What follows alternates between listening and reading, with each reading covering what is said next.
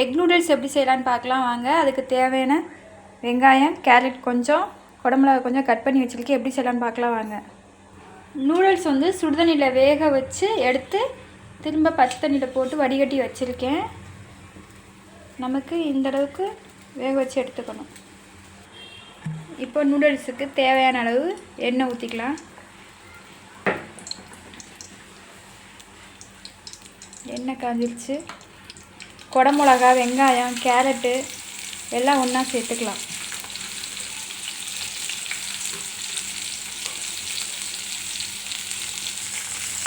கொஞ்சம் தூளுப்பு போட்டுக்கலாம். நல்லா வதக்கிக்கலாம். நல்லா வதக்கிட்டுருக்கோம்.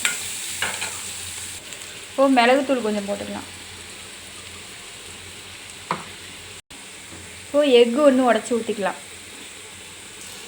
ஒரு எக்கு போட்டிருக்கேன். நல்லா கிளறி விட்டுக்கலாம். இப்போ கொஞ்சமாக சோயா சாஸ் சேர்த்துக்கலாம்.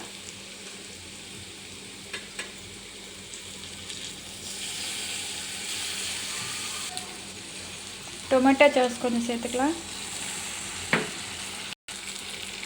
சில்லி சாஸ் வந்து கொஞ்சம் சேர்த்துக்கலாம். நல்லா கிளறி விட்டுருவோம்.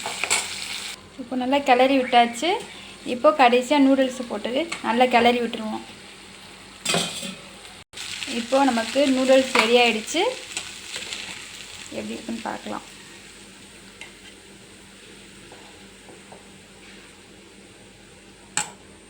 நீங்களும் வீட்டில் ட்ரை பண்ணி பாருங்கள் ஃப்ரெண்ட்ஸ்.